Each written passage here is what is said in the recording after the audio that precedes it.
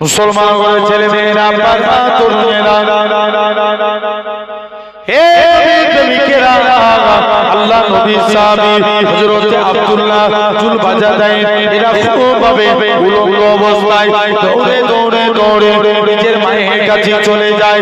ও জনদুখী মা, মা গো তুমি আমার দিকে তাকাবে না মা? ইসলাম আনার জন্য মক্কার কাফেররা আমাকে বস্ত্রহীন করে দিয়েছে। মা গো তুমি আমার দিকে তাকাবে না মা? মায়ের কাছ থেকে একখানা চাদরখানা নিলেন, চাদরটা নিয়ে জিনার বাড়ি ছিল মক্কা মদিনার মাঝখানে, দৌড়ে দৌড়ে দৌড়ে আল্লাহ নবী হুজরা মুবারকে চলে গেলেন। আল্লাহ নবীর দরবারে সালাম দিতে লাগে, আসসালাতু ওয়াসসালামু আলাইকা ইয়া রাসূলুল্লাহ নবীল্লাহ। ও যুবকেরা, আল্লাহ নবী সালামের উত্তর দিলেন।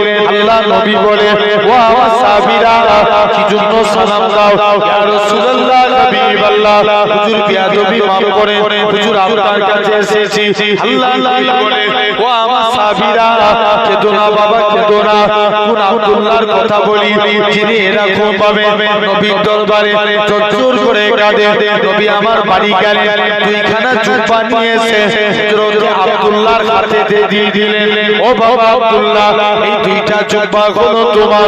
হযরত আব্দুল্লাহ বলে, আল্লাহ পাক আমি কত বড় সৌভাগ্যবান, মক্কার কাফেররা আমার গায়ে দিয়ে বস্ত্র কেড়ে নিয়েছে, আর আজকের দিনে আমি হাবিবুল্লাহর করোনার বস্ত্র পেয়ে গেছি। আরো জোরে বলে, শুধু তাই নয়, কোন আব্দুল্লাহর কথা বলি তিন দিন পরে খবর আসলো আল্লাহ নবী সাহাবী আব্দুল্লাহ ইন্তেকাল হয়ে গেছে। নবী আমার আব্দুল্লাহর কবরে চলে গেলেন। আমার ডান দিকে আমার বন্ধু আবু বকর নেমে যাও, বাম দিকে আমার বন্ধু ওমর নেমে যাও, মাঝখানে নবী দাঁড়িয়ে আছে। উপর থেকে একজন সাহাবী বলে, ওরে আব্দুল্লাহ তুমি কত বড় সৌভাগ্যবান, কেন না তোমার কবরে দিন দুনিয়া বাদশাহ হাবিবুল্লাহ দাঁড়িয়ে আছে।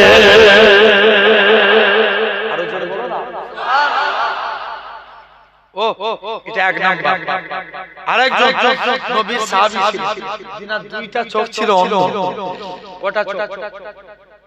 বলো আব্বা, কটা? দুইটা চোখই কি অন্ধ। অনুমতি দেন, আমি একটু জিহাদের ময়দানে যাই। আল্লাহ নবী বলছে, বাবা তুমি কানা মানুষ, তোমাকে যুদ্ধ করা লাগবে না, বাড়ি চলে যাও। নবী আবার দ্বিতীয় দিন বলছে, আল্লাহ আরেকদিন নবীর কাছে যাই না, দ্বিতীয় দিনও নবীর কাছে গেছে, নবী ফিরত করে দিয়েছে। মনে মনে বলছে, আল্লাহ নবী আরেকবার যাই, যদি নবী আমাকে অনুমতি দেয় জিহাদে যাওয়ার, আমি জীবনটা ধন্য হয়ে যাবে, আল্লাহ জান্নাত পেয়ে যাব। তৃতীয় দিন নবীর কাছে গেছে। মুসলমান ঘরের ছেলে মেয়েরা, বাবা তরুণেরা, এই কৃষ্ণমাটি যুবকেরা, এরকম ইমান তৈরি করো। যুবক আব্দুল্লাহ এরকম ভাবে আব্দুল্লাহ ইবনে মানত অন্ধ সাহাবী নবীর কাছে চলে গেলেন। আল্লাহ নবীর দরবারে যে সালাম খানা দিতে লাগে, আসসালাতু ওয়াসসালামু আলাইকা ইয়া রাসূলুল্লাহ হাবিবাল্লাহ। আল্লাহ নবী সালামের উত্তর দিলেন।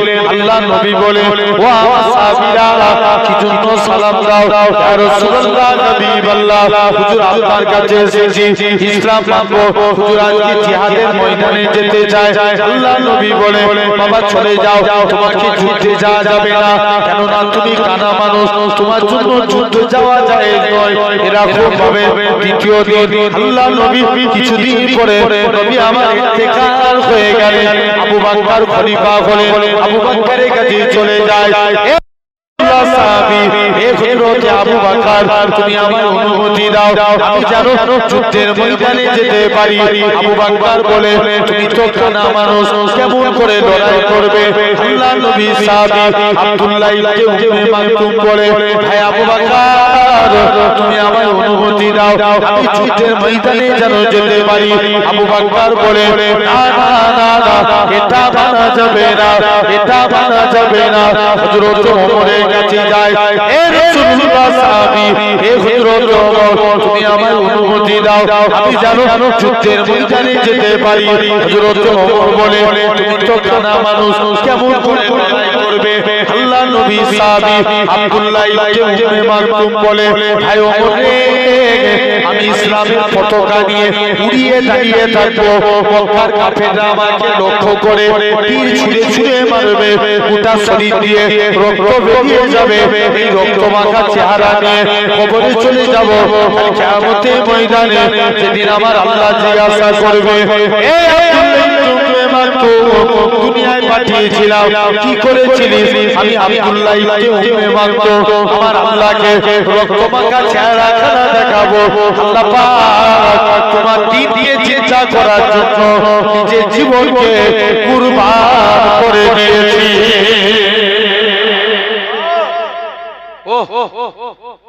আল্লাহ তোমার দ্বীনকে জিন্দা করার জন্য আল্লাহ আমি নিজেকে শেষ করে দিয়েছি আল্লাহ নাজাত দিয়ে কে নাজাত দিবে জোরে বলো আল্লাহ তাহলে এক নাম্বার খুঁটি কলেমা মানার দরকার আছে না জোরে করে বলো আছে দুই নাম্বার নামাজ পড়া আছে ভাই নামাজ যদি পড়তে পারি রিজিকের মানে আল্লাহ রুজির জিম্মাদার হয়ে যাবে হাবিবে আজমি বলে আল্লাহর একজন ওলি মাহবুব বান্দা ছিল হুজুরের স্ত্রী খুব কড়া ছিল খুব কড়া মিজাজের স্ত্রী বলে স্বামী তুমি কোন মালিকের কাজ করো কি মালিক চেঞ্জ করো অন্য মালিক ধরো হাবিবে আজমি বলে স্ত্রী সবর কর আমার মালিক যেদিন দিবে না সবর আর কে দিবে জোরে বলো একটু চিল্লা বলা গেল না যে রোজই তো বলছো তোমার মালিক দিবেটা কবে এই টাকা না নিয়ে ঘর ঢুকলে ঘড়ি ঢুকতে দেবো হুজুর কাজ করতেন কি জঙ্গলে বসে বসে আল্লাহকে সিজদা দিতেন আচ্ছা বলো তো যুবক সমাজে কড়া স্ত্রী আছে না না কথা আছে না গজল আচ্ছা চা আগে এটা বলি নাকি তারপরে গজল বলছি জেনে রেখে দাও ভাই হাবিব সমাজে কড়া স্ত্রী আছে না এই যুবক বলো আছে দেখবেন নবী বলেছেন সাত শ্রেণীর নারী এরা কখনোই আল্লাহর জান্নাতি হতে পারবে না আন্নানা আন্নানা কান্নানা মান্নানা আত্তাকা বাররাকা কটা হটা সাতটা আন্নানা হান্নানা কান্নানা মান্নানা হাত্তাকা বাররাকা সাতটা কটা হলো সাতটা দেখবেন অনেক স্ত্রী আছে স্বামী অল্প ইনকাম করলে এতে সন্তুষ্ট হয় আছে না ভাই আমার কাছে জানেন আমি কিরকম কথা চাই এনার্জি লেভেল হাই থাকে ঠিক না এই চুপ করে আছে এরকম জোরে বলো কথা বলতে হবে হয় তেরে ফুরে বলো আছে না আছে দুই নাম্বার অনেক স্ত্রী আছে স্বামীকে হারাম উপার্জন করতে বাধ্য করে নাই আছে অনেক স্ত্রী আছে কথায় কথায় স্বামীকে ফুটা দেয় আছে না অনেক স্ত্রী আছে এই সামনে যে সর অনেক স্ত্রী আছে এরকম ভাবে দেখবেন মাঝে মাঝে স্বামীকে দিয়ে নিজের খেদমত করায় অনেক স্ত্রী আছে স্বামীর বিনা হুকুমে বাড়ি থেকে পাবার করে আবার এমন অনেক স্ত্রী আছে স্বামীকে ঘুরিয়ে মারে বইয়ের হাতে মার খায় আমার স্বামী আছে আছে খবরদার এই বয়স শোনাবার যুবকরা এখন পাম খেয়ে যাবে বলবি এবার যে বউ খবরদার নারীদের ইজ্জত করো কারণ তুমি আমি তো আব্বা আমার কাছে থাকি আর ওই মেয়েটা কবুল বলেছে বলে সে বলে না যে অমুক কৃষ্ণমাটি গ্রাম নিবাসী অমুকের পুত্র অমুক বাচ্চা এত টাকা দিন মোহরের পরিবর্তে বিবাহ করতে এসেছে তুমি এই সাক্ষী দ্বয়ের সম্মুখে নিযুক্ত করো বলে না বলে মেয়ে তখন ওই কবুল বলেছে বলে নিজের আব্বা মা ছেলে তোমার বাড়িতে পড়ে আছে হ্যাঁ না মেয়েটা কবুল বলেছে বলে যারা রান্না করে তাদেরকে কি বলে নাদুনি বা বাবুর্চি যারা রান্না করে ওই মেয়েটা কবুল বলেছে বলে তোমার বাড়িতে রাঁধুনি সেজে আছে, যারা কাপড় ধোয় তাদেরকে ধোপা বলে ওই মেয়েটা কবুল বলেছে বলে তোমার বাড়িতে ধোপা সেজে আছে। মেয়েটা জাস্ট কবুল বলেছে বলে যারা সব পায়খানা পরিষ্কার করে কি বলে না মেথর বলে, পায়খানা যারা পরিষ্কার করে মেথর বলে, পায়খানা করে ফেললে বাপ করে না মা করে, ওই মেয়েটা কবুল বলেছে বলে তোমার বাড়িতে মেথর সেজে আছে। হ্যাঁ না না, তাহলে খবরদার ইজ্জত দাও। হাবিবা হুজুর স্ত্রী খুব তো কড়া, হুজুর সারা দিন আল্লাহর কাছে হাত পেতে দোয়া চেয়েছে, কোনো টাকা আসে না, মনটা বড় খারাপ, আল্লাহ স্ত্রীর কাছে মুখ দিয়ে দাঁড়াবো, আমার কাছে তো কোনো টাকা নাই। মুসলমান বলে ছেলে মেয়েরা পাখা তরুণেরা হে প্রেমিকেরা আল্লাহ পাকের ওলি হযরত হাবিব আদমি হুজুর আমার বাড়ি থেকে চলে গেলে হুজুরের লক্ষ্য পড়ে গেল, হুজুরের বাড়িতে মেহমানদারি হয়, হুজুর আমার চিন্তার মধ্যে পড়ে যায়, আল্লাহ পাক আমি ভুল করে কি অন্য মানুষের বাড়িতে চলে এসেছি, কার বাড়িতে এসেছি, আর একটু আগিয়ে গেলে যে দেখে নাকি হুজুরের স্ত্রী রাতে গুছা গুছা টাকা আছে, হুজুরের স্ত্রী বলে ও আমার স্বামী তুমি যে মালিকের কাজ করো তোমার মালিকটা কি কোন নয়, দোয়া করে দিয়ে যাবে। হাবিবে আদমি বলে ও আমার স্ত্রী শুনে রেখে দাও, আমি যে মালিকের কাজ করি আমার মালিকটা দুনিয়ার কোনো মালিক নয়, আমার প্রভুটা দুনিয়ার কোনো প্রভু নয়, আমার মালিক হলো আমার মালিকের মালিক রাজা ধীরাজ আমার আল্লাহ পাক। আমি আমার আল্লাহর হুকুম মানি, দু নম্বর হয়ে গেল। তিন নম্বর খুঁটি রোজা। আচ্ছা এবছরে রমজান মাসে কোনো কষ্ট গেছে? কিন্তু 2023 সালে সূর্যের তাপ ছিল না ওরে আল্লাহ, কেরালার একটা যুবক পুলিশের কাছে মামলা করেছে, আর বিরুদ্ধে সূর্যের বিরুদ্ধে পুলিশের কাছে মামলা করেছে, কার বিরুদ্ধে? সূর্যের স্যার সূর্যকে ঘেরার ব্যবস্থা করুন, সূর্য তাম পৃথিবীর বিরুদ্ধে হারিয়ে দেয়, কিন্তু সূর্য আল্লাহ রোজাদার বান্দার কাছে হেরে যায়। একবার জোরে হবে না? রোজাদার বান্দার কাছে। এখন বলো এটা হলো চতুর্থ নম্বর কি বললাম? যাকাত। দেখবে 82 জায়গায় নামাজের কথা বলছে, 82 জায়গায় যাকাতের কথা, আর পঞ্চম নম্বর খুঁটি হজ। আমি গত বছর হজে গিয়েছিলাম, তো যে দেখি মদিনা শরীফের তুলনায় মক্কা শরীফে ভিড় বেশি, কারণ মক্কায় অনেক মানুষ যায়, ইহুদি যায়, ওহাবি যায়, লামাজাবি যায়, কিন্তু মদিনায় তারাই যায় যারা মুস্তাফার গোলাম। একবার জোর করে বলো না। দাঁড়াও দাঁড়াও দাঁড়াও, রুকো এই মাঝখানে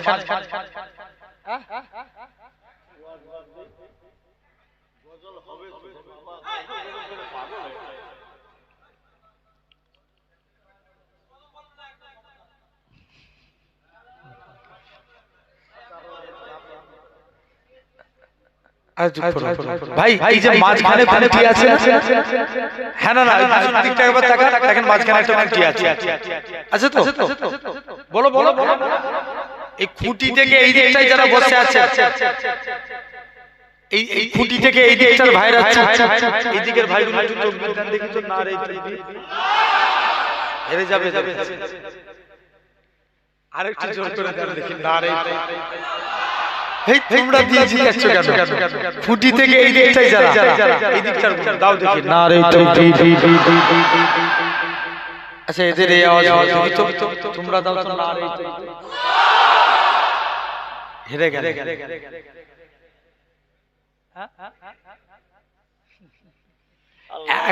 একসঙ্গে আরেকবার দাঁড়ার সুযোগ দিচ্ছি, একটু দেখি তো, না রে সবাই মিলে একসঙ্গে দাও দেখি, না রে তাওহীদ। আরেকটা স্লোগান, না রে মুস্তাফা, না রে মুস্তাফা, না রে মুস্তাফা। আলহামদুলিল্লাহ বলবো দাঁড়াও না এখন এই যে মদিনায় চলে গেল এই দেখবেন অনেকে মশলা মারে উমরা করা শুনছো বলে হজ করতে এসেছি হজের আরকান উমরার আরকান চারটে ইহরাম পরা তোয়াফ করা সাই করা মাথার চুল ফেলে দিলা কটা উমরার নিয়ম কটা চারটে এক নম্বরে ইহরাম করা দুই নম্বর তোয়াফ করা তিন নম্বর সাই করা চার নম্বর মাথার চুল হালাক ফেলে দিয়া এই চারটে অনেকে বলে কেন মদিনায় যাব মদিনায় যাওয়া তো উমরার কোনো আরকান না মুসলমান ঘরের ছেলে মেয়েরা বাবা তরুণেরা এই কৃষ্ণ মাটির মানুষেরা আমরা যারা এমিরেট ফ্লাইটে যাব কিংবা এরকম ভাবে ইত্তেহাদ ফ্লাইটে যাব আমরা যখন কলকাতা থেকে দুবাই থেকে জিদ্দা আমাদের নিকাত হলো ইয়ালামলামার অনেকে কি করে এয়ারপোর্টের ভিতরে ইহরাম পরে দুই রাকাত নামাজ পড়ে তালবিয়া পড়তে পড়তে আল্লাহর কাবার দিকে চলে যায় লাব্বাইক আল্লাহুম্মা লাব্বাইক لبيك لا شريك لك لبيك إن الحمد والنعمة لك والملك لا شريك لك لبيك আমার আল্লাহর হাজী বান্দারা পড়তে লাগে লব্বাইক আল্লাহুম্মা লব্বাইক লব্বাইক লা শারীকা লাক লব্বাইক ইন্নাল হামদা ওয়ান নি'মাতা লাক ওয়াল মুলক লা শারীকা লাক লব্বাইক এরকম ভাবে তালবিয়া পড়তে পড়তে আল্লাহর কাবার দিকে চলে যায় এই দুনিয়ার মানুষেরা জীবনে যদি যাওয়ার ইচ্ছা হয় আল্লাহর কাবার কাছে চলে যাও যখন কাবাকে দেখতে পেয়ে যাবে দুনিয়ায় সব কিছু ভুলে যাবে আল্লাহর কাবাকে দেখতে পেয়ে যাবে যখন কাবার কাছে পৌঁছে যায় আমার রাসূলুল্লাহ জানিয়ে দেয় এরা উন্নত নয় এরা হলো আল্লাহর মেহমান শুধু তাই নয় কাবাকে তওয়াফ করে মাকামে ইব্রাহিমকে লক্ষ্য করে কাবাকে তওয়াফ করে এরকম ভাবে মাকামে ইব্রাহিমকে লক্ষ্য করে দুই রাকাত ওয়াজিব নামাজ পড়ে জমজমের পানি খেয়ে সাফা মারওয়া সাই করে মাথার চুল ফেলে দেয় অনেকে বলে কেন আমরা মদিনায় যাব কত বড় কপাল আল্লাহ দেখেন এই কাবা শরীফ হতো না আমার রাসূলুল্লাহ যদি না হতো ইব্রাহিম নবীও হতো না আমার রাসূলুল্লাহ যদি না হতো ইসমাইল নবীও হতো না আমার রাসূলুল্লাহ যদি না হতো যে নবীর খাতিরে আল্লাহ পাক কাবাকে শরীফ করেছে কেননা নবী আমার মসজিদে কিবলাতাইনে দুই রাকাত নামাজ পড়ে মসজিদুল আকসার দিকে মুখ করে নবী আমার মনে মনে করে আল্লাহ পাক আপনি যদি কাবাকে কিবলা করে দেন আমি নবী এতে মনটা খুশি আমার আল্লাহ জানিয়ে দেয় হে আমার হাবিব আপনি সিজদা থেকে মাথা তুলুন আমি আল্লাহ পাক আপনার খাতিরে আমি আল্লাহ কাবাকে কিবলা করে দিলাম আরো জোরে বলো মিডিল থেকে একজন তাকবীর মারো দেখি হয় মনি সাহেব দাও সাদা টুপি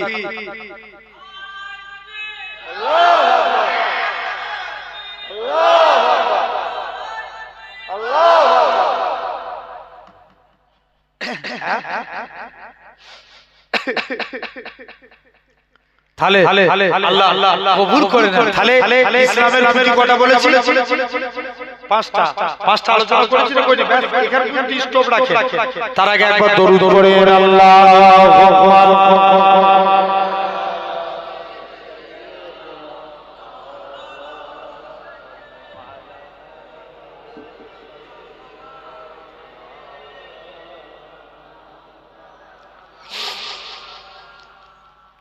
दिल में इश्क़ नबी हो ऐसी लगा दिल में इश्क़ नबी हो ऐसी लगा रूता रखती रहे दिल में चलती रहे जुड़ होवे ना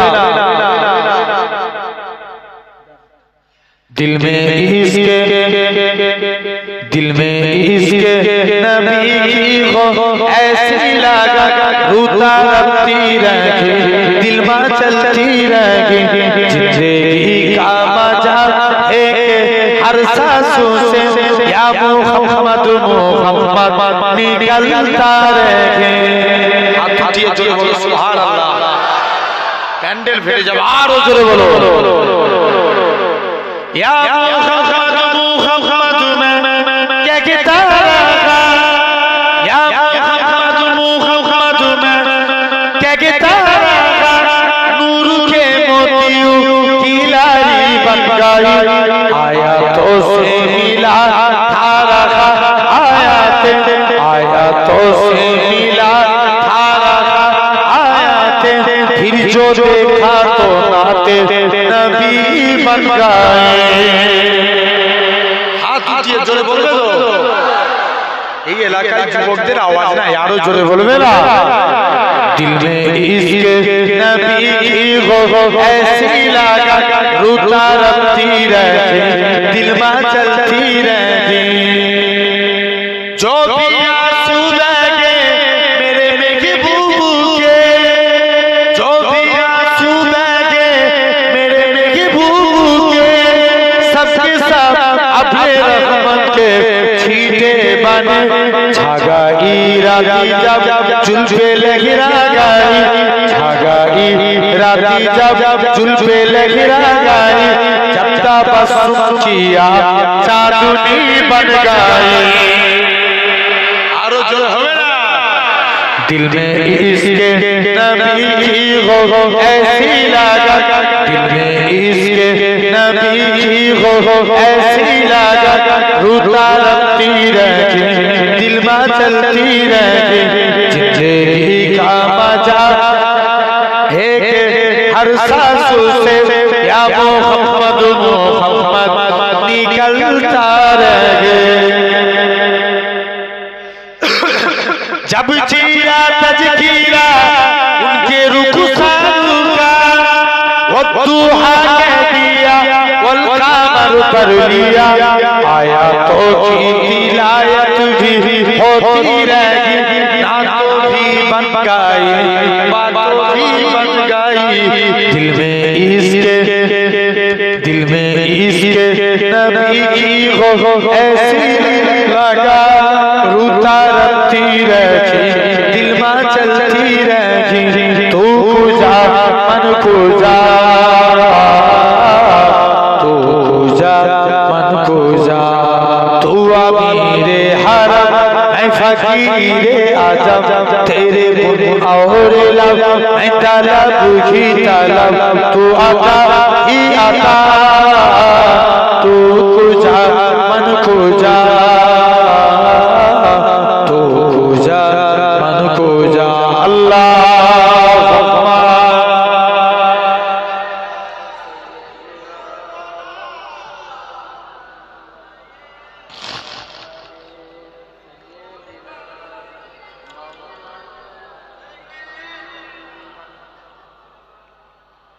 मदीना वालार देशे आशिकी যখন যায়, কলজেখানা মদিনায় রেখে আসতে চায়। আরো জোরে হবে না। মদিনা वालार দেশে আশিকি যখন যায়, কলজেখানা মদিনায় রেখে আসতে চায়।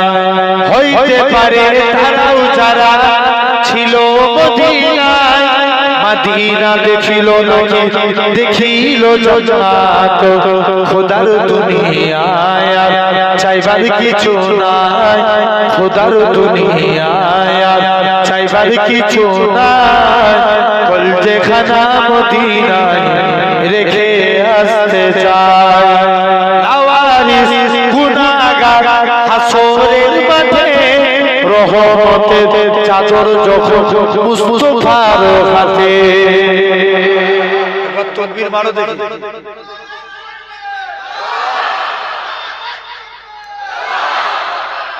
লাওয়ারিস গুনাহগার হাসরের মাঠে রহমতের চাদর যখন মুস্তাফার হাতে। কোথায় যাবে উম্মত ওয়ালা উম্মত রেখে, কলজেখানা মদিনায় রেখে আসতে চায়। আল্লাহুম্মা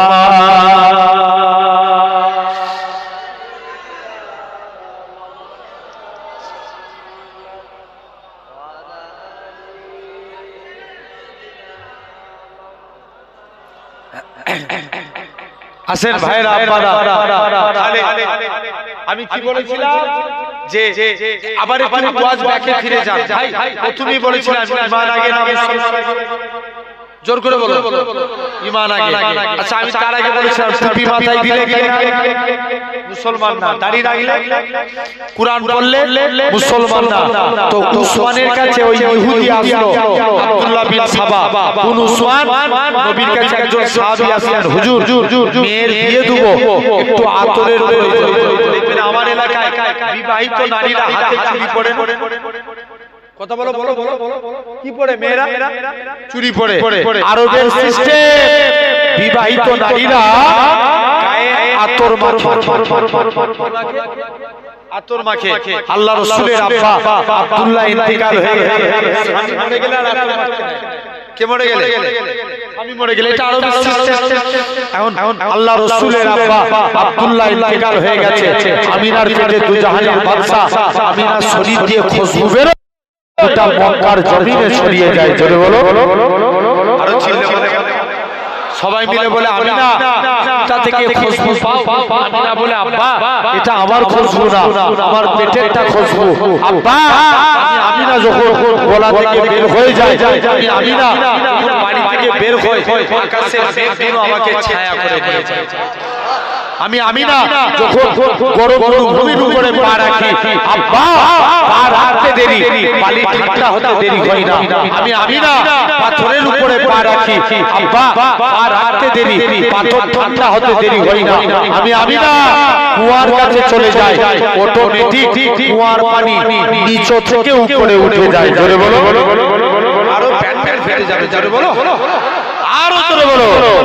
আর এই দিবে আব্বা সেই আমিনা চলে গেলেন আর গায়ে আতর মাখছে। জোরে বলো। আতর। নবীর কাছে সাহাবী এসে বলছে হুজুর মেয়ের বিয়ে দিবে, একটু আতরের প্রয়োজন। নবী বলছে এই ব্যাপার, চলে যাও একটা শিশি আনো। নবী ঘেমে গেলেন, ঘামগুলো শিশির মধ্যে ভরে দিয়ে বলছে যাও বাবা এই ঘামগুলো নিয়ে তোমার মেয়ের শরীরে মাখিয়ে দিবে। নবী বলেছে মানতে হবে না? হবে। জোর করে বলো।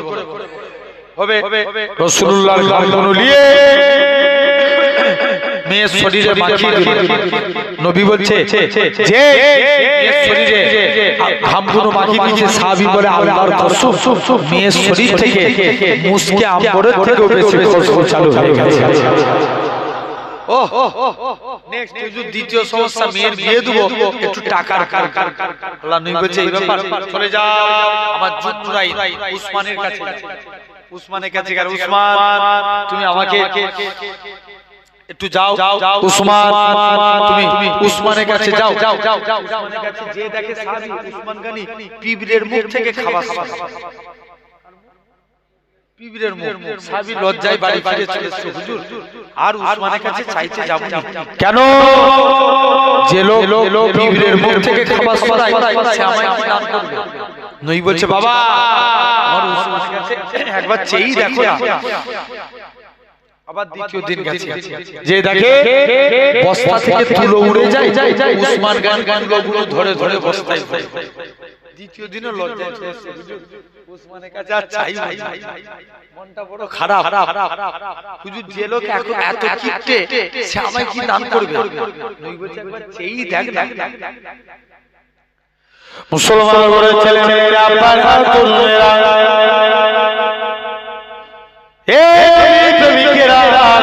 আল্লাহ নবী সাহাবী যুবক ছেলেখানা উসমানের কাছে চলে গেলেন।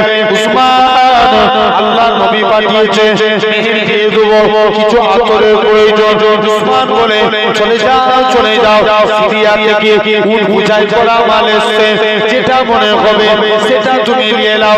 যে উটটার মধ্যে বেশি মাল ছিল ওই উটখানা ধরেছে। ম্যানেজার বলে উসমান তুমি একে কি কথা শোনালে? ম্যানেজার বলে এখনো হিসাব নিকাশ হয়নি, আমি উট দিতে পারবো না। উসমান গানি ম্যানেজারের কাছে চলে আসে, ম্যানেজার তুমি একে কি কথা শোনালে? একে নাকি আল্লাহর নবী পাঠিয়েছে। রাসূলুল্লাহ যদি আমি উসমানকে বলে দিত ও বাবা উসমান তুমি অমুকের বাড়িতে ডাকখানা পৌঁছে দাও, আমি উসমান গানি গোলাম হয়ে তার বাড়িতে পৌঁছে দিতাম। আমি উসমান। উসমানের কাছে গিয়ে আসলেন, উসমান আমাকে মদিনার গভর্নর করো। উসমান বলছে তোমাকে যোগ্য মনে করি, তারই ফিরত করে দিলেন, চলে গেল মদিনা থেকে বাসরা, বাসরা থেকে শাম, শাম থেকে কুফা, কুফা থেকে মিশর, 6টা দেশ ভ্রমণ করে একদিন বাড়িতে বসে উসমানের গর্দানে চোখ মারলেন। উসমান শহীদ হয়ে গেল। মুসলমানদের মনে একটাই জেদ চেপে গেল, আমরা উসমান হত্যার প্রতিশোধ নেব। তাড়াতাড়ি করে আলীকে খলিফা করে দিলেন। তারপরেও মুসলমানের রাতারাতি একটা যুদ্ধ বেঁধে গেল, যে যুদ্ধের নাম জাঙ্গে জামাল, উটের যুদ্ধ। সেদিন থেকে যে মুসলমান আলাদা, তো আজও আলাদা। তাই আপনাদেরও বলে যায়, যেদিন এ জাত এক হয়ে যাবে, দুনিয়ায় কোনো মায়ের লাল পয়দা হয়নি, এই জাতকে মেরে দেবো, গঙ্গা নদীতে ভাসিয়ে দেবো, কোনো হুকুম চলবে না। ইসলামের একটু জোরে বলবে না? সবাই চাইতো ইসলাম মিটে যাক, দিকে দিকে আমার কওমকে মুহাব্বির সিংহের নামে পিটিয়ে পিটিয়ে মারছে, লাভ জিহাদের নামে পিটিয়ে মারছে। আমার ঘরের মেয়েরা বরখর করে স্কুল কলেজে গেলে টিজিংয়ের শিকার হয়। এরা চায় ইসলাম মিটে যাক। তবে আজ আপনার কৃষ্ণমাটির জমিনে দাঁড়িয়ে বলে যায়, যতদিন পূর্ব আকাশ থেকে সূর্য উদিত হয়ে পশ্চিম আকাশে ডুববে, ইনশাআল্লাহ ইসলামের পতাকা উড়বে। জোরে বলো। ভাই, এটা কবরবাসীদের মাগফিরাতের উদ্দেশ্যে মজলিস। আমি যদি কখনো আসি পুরো ডিটেইলসে আপনাদের কাছে আমার স্মরণে থাকে না, পুরো একটা যে কবর মরণের পর থেকে এবং দুনিয়াতে থেকে রাসূলুল্লাহ বলেছেন তোমরা 8টা আমল করো। টোটাল কটা? 8টা। এই 8টা আমল করলে কবরের আযাব থেকে বেঁচে যাবে। জোরে বলবে না? যদি কখনো আনাই আপনাদের কাছে কবরের মাহফিল, ইনশাআল্লাহ হয়তো নাকি ইউটিউবে শুনেছেন, আমি কবর নিয়ে অনেক ওয়াজ করেছি না, আলহামদুলিল্লাহ। তার যে লিখে দাও, কবর বিরাট ভয়ঙ্কর জিনিস। তুমি আমি কি ভাবছি, এই তো কবরস্থানের পাশে বসে আছি, আল্লাহ কবর কারোর জন্য জান্নাত, আর কারোর জন্য জাহান্নাম। পাকিস্তান গুলঘাটে একটা ঘটনা ঘটেছে, একটা পথিক রাস্তা দিয়ে হেঁটে হেঁটে যাচ্ছে, কবরের ভিতর থেকে আওয়াজ আসছে, বাঁচাও বাঁচাও। পথিক মাস্টার দৌড় মেরেছে। কবর থেকে এরকম আওয়াজ হইতে হইতে কত বড় বলো বলো বলো বলো বলো চলে গেছে। ইমাম সাহেবকে ডেকে নিয়ে এসেছে। ইমাম সাহেব 10-12 জন লোককে সাহায্য করে নিয়েছে।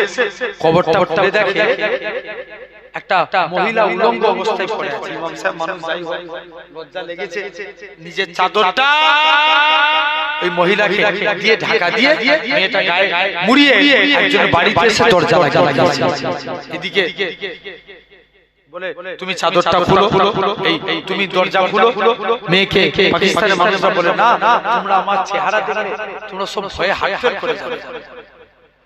মুসলমান ঘরের ছেলে মেয়েরা, পাড়া তরুণেরা, এই কৃষ্ণমাটির মানুষেরা অনেকক্ষণ করে ওই মহিলাখানা কবরখানা খুলে, তার দরওয়াজাখানা খুলে এরকম ভাবে সর্বপ্রথম কথাটা দেখায়, মাথা বলে কোনো জিনিস নাই, কেবলমাত্র খুলিখানা দেখতে পাওয়া যায়। পাকিস্তান ফুলখাতে মানুষেরা বলে, আল্লাহ পাকে বান্দা রে, বলো তো দেখি তোমার এরকম অবস্থা কেন? মহিলাখানা বলে, আল্লাহ মেয়েদের জন্য মাথা ঢেকে রাখা খরচ করেছে, আমি মাথাকে খুলে এরকম ভাবে উলঙ্গ কোনা হয়ে উড়ে বেড়াতাম। এই জন্য আল্লাহ পাক মাথার মধ্যে প্রথম প্রকার শাস্তি দিয়েছে, সেটা ঠটখানা খুলে দেখায়। ঠট বলে কোনো জিনিস নাই, কেবলমাত্র মাড়িগুলো দেখা যায়। পাকিস্তানের মানুষেরা বলে এরকম ঠটখানাও খুলে দেখিয়ে দিলেন, নিজের চেহারাটা খুলে দেখায়। চেহারা বলে কোনো জিনিস নাই, কেননা আল্লাহ পর্দা করা খরচ করেছে। আমি বেপরদা ভাবে রাস্তায় ঘোরাফেরা করতাম, যাতে করে এলাকার যুবকরা আমার প্রতি ফিদা হয়ে যায়। এই জন্য আল্লাহ পাক চেহারার মধ্যে দ্বিতীয় নম্বর শাস্তি দিয়েছে। এই বলে মেয়েটা এই বলে মেয়েটা ইন্তেকাল হলো, আবার মারা গেল। পাকিস্তানের মানুষরা দাফন করে দিল। খালি সেই খবরকে স্মরণ করবে, বলো ইনশাআল্লাহ আল্লাহ যদি আনায় কখনো আসবো। এই কবর থেকে বাঁচতে গেলে পুরো ডিসকাস 2 ঘন্টার আলোচনা। আলহামদুলিল্লাহ আল্লাহ কবুল যে আলহামদুলিল্লাহ আল্লাহ কবুল করেন। আল্লাহ আমিন। যতটুকু বললাম আল্লাহ সকলকে সিরাতাল মুস্তাকিমের পথিক বানান। 1টা 10 বেজে গেছে। আল্লাহ